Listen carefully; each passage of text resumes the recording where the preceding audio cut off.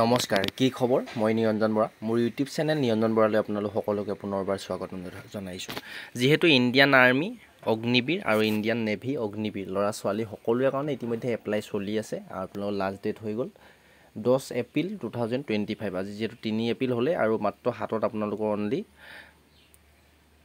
7 দিনমান সময় আছে এইকেইদিনৰ ভিতৰতে আপোনালোকে যদি এতিয়াও এপ্লাইটো কৰা নাই তেন্তে এপ্লাইটো কৰি লওক ইয়াত ল'ৰা ছোৱালী সকলোৱে এপ্লাই কৰিব পাৰে যিহেতু ইণ্ডিয়ান আৰ্মি অগ্নিবীৰ আৰু ইণ্ডিয়ান নেভি অগ্নিবীৰ আগৰ ভিডিঅ'কেইটা চাই লওক আপোনালোকে যদি এতিয়াও গম পোৱা নাই কিমান কোৱালিফিকেশ্যন লাগে কিমান কি লাগে এতিয়া এইটো ভিডিঅ'ত আলোচনা কৰিম আপোনালোকৰ ইণ্ডিয়ান নেভি অগ্নিবীৰত প্ৰথমতে যেহেতু এক্সাম হ'ব বা ইণ্ডিয়ান আৰ্মি অগ্নিবীৰতো এক্সামে হ'ব এক্সাম যদি কোৱালিফাই কৰে নেক্সট ষ্টেপ হ'ব আপোনালোকৰ ফিজিকেল ফিটনেছ টেষ্ট ফিজিকেল টেষ্টত ল'ৰা ছোৱালীৰ হাইট কিমান লাগিব কিমান দৌৰিলে কিমান নম্বৰ পাব এইখিনি আপোনালোকে আলোচনা কৰিম প্ৰথমতে আমি নেভিটো চাই লৈছোঁ নেভিৰ কাৰণে ল'ৰা ছোৱালী সকলোৱে হাইট কিমান লাগিব কিমান দৌৰিব লাগিব এইটো আপোনালোকে চাই লওক ভিডিঅ'টো শেষলৈকে চাব আৰু সকলো লগৰ বন্ধু বান্ধৱী যিমান আছে সকলোলৈকে ভিডিঅ'টো শ্বেয়াৰ কৰি দিব প্ৰথমতে হাইটটো চাই লওক হাইটটো থাকিলেহে আপুনি পাছ কৰিব হাইটটো যদি আমি চাই লওঁ প্ৰথমতে যদি হাইট চাওঁ ল'ৰা ছোৱালী সকলোৰে কাৰণে নেভিৰ কাৰণে আপোনাৰ হাইটটো সমান চেষ্টখনো আপোনালোকৰ চিষ্টেমটো সমান আপুনি প্ৰথমতে চাই লওক minimum height standard for male and female is 157 centimetre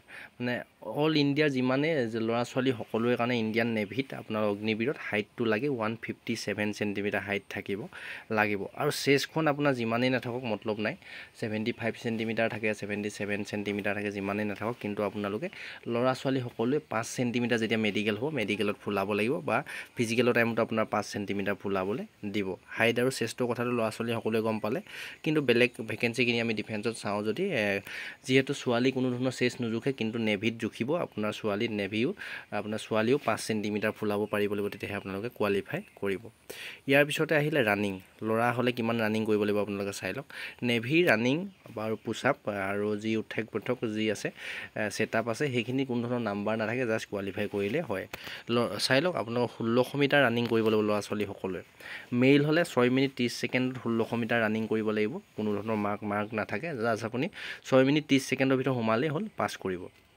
আৰু ছোৱালী যদি হয় ফিমেল কেণ্ডিডেট হ'লে 8 মিনিটৰ ভিতৰত 1600 মিটাৰ সোমাব লাগিব তাতো কোনো ধৰণৰ মাৰ্ক নাথাকে জাষ্ট পাছ কৰিলে হ'ব 8 মিনিটৰ ভিতৰত সোমাই তাৰপৰা যিটো স্কোৱাট উঠাক বেঠক ল'ৰা হ'লে আপুনি 20 বাৰ উঠা বহা কৰিব লাগিব হাতখন পুৰা ষ্ট্ৰেট কৰি উঠা বহা কৰিব লাগে জাষ্ট একো ডাঙৰ কথা নহয় আপোনালোকে এক্সাৰচাইজ কৰিলে পাৰিব 20 বাৰ উঠা বহা কৰিব লাগিব ল'ৰা হ'লে আৰু ছোৱালী যদি হয় তেতিয়া আপুনি 15 বাৰ উঠা বহা কৰিব লাগিব তাৰপিছত পুছআপ যিটো বুকডাউন মাৰিব লাগিব ল'ৰা হ'লে আপুনি 15 বাৰ মাৰিব লাগিব আৰু ছোৱালী যদি হয় মিনিমাম 10 বাৰ মাৰিলে আপোনালোকে পাছ কৰিব পুছআপ কিন্তু ইমান ইজি নহয় ছোৱালীৰ কাৰণে 10 বাৰ মাৰা সেইকাৰণে আপোনালোকে ফিজিকেলটো অলপ ফিটনেছ হৈ থাকক এক্সামৰ প্ৰিপেৰেশ্যন কৰাৰ লগতে তাৰপিছত যিটো বেণ্ট নি ছেটআপ মানে আপোনাৰ ধুনীয়াকৈ শুই ল'ব লাগিব শুই লৈ মাথাত হাত দুখন দি যিটো ছেটআপ মাৰে ল'ৰা হ'লে আপুনি 15 বাৰ পেটত মানে জোৰ দি উঠি আহিব লাগিব আৰু ছোৱালী যদি হয় 10 বাৰ ছেটআপ কৰিব লাগিব ইয়াত কোনো ধৰণৰ নাম্বাৰ নাথাকে ল'ৰা ছোৱালী সকলোৱে জাষ্ট এই ফিজিকেল টেষ্টটো আপোনালোকে পাছ কৰিলে হ'ল তাত কোনো ধৰণৰ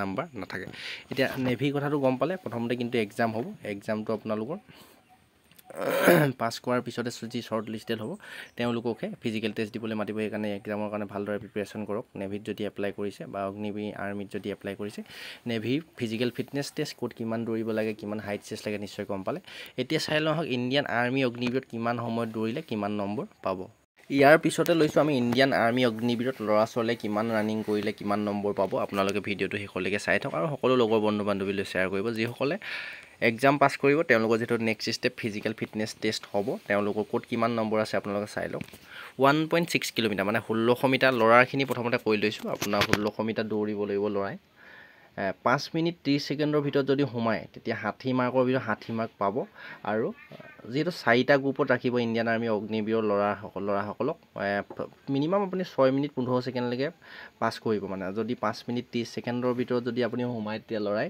60ৰ ভিতৰত 60 নম্বৰ পাব আৰু 5 মিনিট 31 ছেকেণ্ডৰ পৰা 5 মিনিট 45 ছেকেণ্ডৰ ভিতৰত 2 নম্বৰ গ্ৰুপত যদি সোমায় তেন্তে 48 নম্বৰ পাব আৰু গ্ৰুপ 3 নম্বৰ গ্ৰুপটো হৈছে 5 মিনিট 46 ছেকেণ্ডৰ পৰা 6 মিনিটৰ ভিতৰত যদি সোমায় তেতিয়া 36 নম্বৰ পাব আৰু গ্ৰুপ 4 4 নম্বৰ গ্ৰুপটো 6 মিনিটৰ পৰা 6 মিনিট 1 ছেকেণ্ডৰ পৰা 6 মিনিট 15 ছেকেণ্ডৰ ভিতৰত যদি সোমায় তেন্তে 24 নম্বৰ পাবলৈ সক্ষম হ'ব তাৰপিছত আহিলে পুল আপ বা বিম বিম যদি আপুনি 10 বাৰ মাৰিব পাৰে তেন্তে এক্সিলেণ্ট, 10টা মাৰিলে 40 মাৰ্ক পাব। আৰু ল'ৰাৰ কাৰণে এইখিনি কৈ আছোঁ। তাৰপৰা গ্ৰুপ 2 আপোনাৰ পুলাপ যদি 9টা মাৰে 33 নম্বৰ পাব, 8টা মাৰিলে 27 নম্বৰ, আৰু 7টা মাৰিলে 21 নম্বৰ, আৰু 6টা যদি মাৰে মিনিমাম তেতিয়া পাছ কৰিব, জাষ্ট যেনে তেনে 16 নম্বৰ এটা পাই পাছ কৰিব। তাৰপিছত আপোনাৰ 9 ফুট ডিষ্টেঞ্চৰ এটা গাঁত খান্দি থোৱা থাকিব, 9 ফুটৰ লং জাম্প মাৰি সেইটো পাছ কৰিব লাগিব। আৰু জিগজাগ বেলেঞ্চ থাকিব আপোনাৰ 20 ফুট মানে বেকা বেকিকৈ লোহাৰে হওক কাঠেৰে হওক ৰাস্তা এটা বনাই থোৱা থাকিব, সেইটো আপুনি জাষ্ট খোজকাঢ়ি পাৰ হৈ গ'লে হ'ল, তাত কোনো ধৰণৰ নাম্বাৰ নাথাকে। আৰু আপোনালোকে ৰানিঙত এক্সেলেণ্ট মাৰিবলৈ চেষ্টা কৰিব, আৰু বিমটো এক্সেলেণ্ট মাৰিবলৈ চেষ্টা কৰিব, তেতিয়া আপোনাৰ 60, 40, 100 নম্বৰ পালে। ইফালে এক্সামত ধৰি লওক 30 মান ল'লে 130, আৰু লগত যদি আপোনাৰ NCC বা স্পৰ্ট থাকে আৰামছে অগ্নিবীৰত চাকৰি পাবলৈ সক্ষম হ'ব। ইয়াৰ পিছতে যিহেতু ছোৱালী ৰানিং কৰিব লাগিব, ছোৱালী ৰানিংটোৰ কথা বৰ্তমান নটিফিকেশ্যনত দিয়া নাই, কিন্তু আগৰ যিমতে হৈছিলে মই সেইমতে আপোনালোকক কৈ দিছোঁ। ছোৱালী 1600 মিটাৰে ৰানিং কৰিব লাগিব আপোনালোকে। 1600 মিটাৰ আপোনাৰ সময় থাকিব 8 মিনিটৰ ভিতৰত যদি সোমাই যেন তেনে পাছ কৰিব। আৰু এক্সেলেণ্ট মাৰিবলৈ হ'লে আপুনি 7 মিনিট 30 ছেকেণ্ডৰ আগত সোমালে 60 ভিতৰত 60 নম্বৰ পাব। আৰু 7 মিনিট 31 ছেকেণ্ডৰ পৰা 8 মিনিটৰ ভিতৰত যদি সোমায় তেতিয়া আপোনালোকে 48 নম্বৰ পাবলৈ সক্ষম হ'ব। আৰু ছোৱালী কিন্তু আৰু লং জাম্প হ'ব, লং জাম্প 10 ফুট মাৰিব লাগিব, 10 ফুট লং জাম্প মাৰি পাছ কৰিলেই হ'ব, তাত কোনো ধৰণৰ নাম্বাৰ নাথাকে। আৰু আপোনাৰ লগতে হাই জাম্পো হ'ব, হাই জাম্প 3 ফুট মাৰিব লাগিব, তাতো কোনো ধৰণৰ নাম্বাৰ নাথাকে। আৰু আপোনালোকৰ চিনাপ যিটো চিনাপ বুলি কয় সেইটো ছোৱালী কিন্তু 3টা, যোৱাবাৰ অফিচিয়েল নটিফিকেশ্যন নাছিলে যদিও আপোনাৰ চিনাপ মাৰিবলৈ দিছিলে, যোৱাবাৰ কোৱালিফাই হোৱা কেণ্ডিডেটৰ লগত মই কথা পাতিছোঁ, সেইকাৰণে আপুনি 3টা চিনাপ মাৰিবও পাৰিব লাগিব। যদি 2টা মাৰে বা 1টা মাৰে তেতিয়া কিন্তু পাছ নকৰিব, 3টা আপোনালোকে মাৰিবই লাগিব মিনিমাম, তেতিয়াহে ছোৱালী পাছ কৰিব। এইখিনি গোটেইখিনি মানে হাইট চেষ্ট আৰু ল'ৰা আপোনাৰ ৰানিঙত ক'ত কিমান নম্বৰ পাব লাগিব এইখিনি কৈ দিলোঁ। ইয়াৰ পিছতে ল'ৰাৰ আপোনাৰ হাইটটো আৰু ছোৱালীৰ হাইটটো ক'বলৈ থাকি গৈছে। ইণ্ডিয়ান আৰ্মি অগ্নিবীৰৰ কাৰণে এইটোও মই কৈ দিছোঁ আপোনালোকৰ ভিডিঅ'টো শেষলৈকে চাই থওক।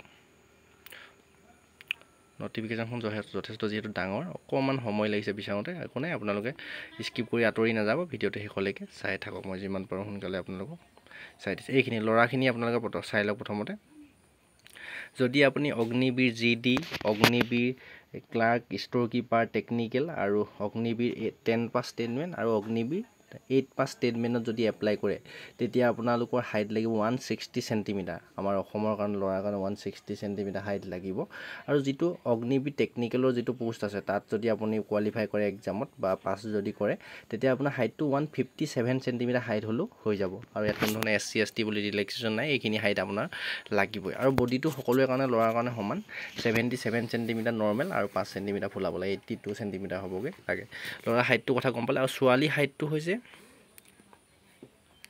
আৰু ইয়াতে দিছে হাইট প্ৰমিচেবল ফৰ গোৰ্খা কেণ্ডিডেট। যদি গোৰ্খা কোনোবা কেণ্ডিডেট আমাৰ অসমৰ থাকে তেতিয়া আপোনাৰ 157 চেণ্টিমিটাৰ হাইট হ'লেও হৈ যাব গোটেইখিনি ট্ৰেডৰ কাৰণে।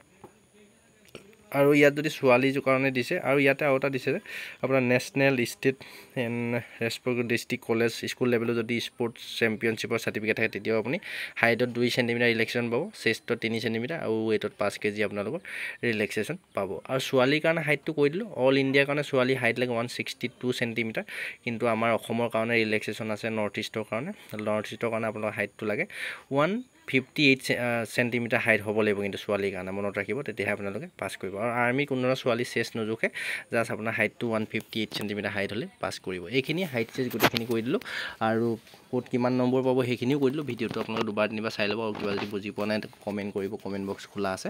আৰু ডেছক্ৰিপশ্যনতে হোৱাটছআপ গ্ৰুপৰ লিংক, টেলিগ্ৰাম চেনেলৰ লিংক দিয়া আছে, আৰু আপোনালোকে ইনষ্টা ID দি থৈছোঁ, তাতে আপোনালোকে জইন হৈ ল'ব।